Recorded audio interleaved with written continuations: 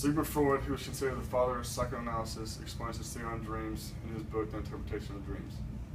According to insomnium.co.uk, Freud maintained the notion that the dream fundamentally acts as a guardian of sleep. When we go to bed, the curtains are drawn, the lights are turned off, and in effect, we're attempting to disconnect from our reality by extinguishing all external stimuli. During the night, the mind protects the sleeper from being disturbed by reacting to further external stimuli as well as all internal stimuli by manufacturing dreams. However, Freud was only interested in the internal stimuli, such as unconscious desires and hidden issues. DreamMoves.com states that he believes that nothing you do occurs by chance. Every action and thought is motivated by your unconscious at some level.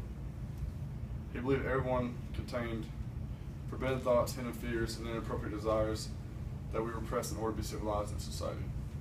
However, these impulses had to be released in some way, which according to Freud was disguised in the form of a dream. Freud thought of dreams as poems we tell ourselves at night in order to experience our unconscious wishes as real. Freud categorizes the mind in three parts: the id, the ego, and the superego. Kindred Cherry states, the id is the only component of personality that is present from birth. This aspect of personality is entirely unconscious and includes of the instinctive and primitive behaviors. This means it strives for gratification of all desires, wants, and needs, and when these are not satisfied, it results in anxiety or tension. According to Cherry, that it is very important early in life because it ensures that an infant's needs are met. If the infant is hungry or comfortable, he or she will cry until the demands of the id are met. The way the id tries to give the person a sense of fulfillment when these needs are not met is through the primary process. Cherry states the primary process involves forming a mental image of the desired object as a way of satisfying the need. This is achieved through way of a dream. The ego is a component of personality that is responsible for dealing with reality. The ego operates based on the reality principle, which strives to satisfy its desires in realistic and socially appropriate ways. By the secondary process, the ego tries to find an object in the real world that matches the image of the desired object. Lastly, there's our superego, which is the aspect of personality that holds our moral standards and our sense of right and wrong. When you're awake, the forbidden impulses of the id are disguised by the superego. In your dreams, you're able to get a glimpse into your id because your guards are down while you're sleeping.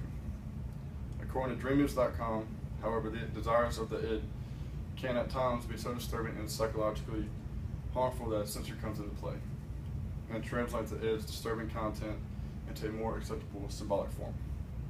This results in confusing dreams, but it keeps the person from being awakened. Also, the reason for why people struggle to remember their dreams is because the superego tries to block the negative impulses from the conscious mind. According to Freud, there are two different parts to a dream, which are the manifest and latent content. The manifest content can be described as what is on the surface. It is what the person will remember when they wake up. Freud said the manifest content has no meaning because it's just symbolic for the true meaning of the dream. The latent content is what lies under the surface. It is what the dream is really trying to say, which gives us a look into our unconscious. Freud believes that the latent content of a dream can be reached through the process of free association. The technique of free association consists of the patient describing his or her dream as good as possible. Then the interpreter will then try to discover the latent content of a dream. Freud classified the images of our dreams into 5 processes: displacement, prediction, symbolization, condensation, and rationalization. I'm not going to go into depth in explaining what each of these are because it would be lengthy. Freud stated that in rare cases the manifest and latent content can be indistinguishable, and these dreams are referred to as infantile dreams. Freud believed that the motivating force of a dream is wish fulfillment. Thoughts that are repressed during the day, or personal issues such as unsatisfactory love, may find their way into your dream as a way to gain fulfillment. This fulfillment then results in a peaceful sleep. Freud also believed that every symbol that appears in a dream has some sort of sexual connotation behind it. For example, anxiety dreams are seen as a sign of repressed sexual impulses. Freud's theory seemed interesting at the time, but there are many critics of his theory today. According to Elena Simmons, people who have had boring dreams or nightmares might feel something missing from that formulation. More modern theories have tried to give more accurate information of why we dream like the ones that my group members are going to discuss.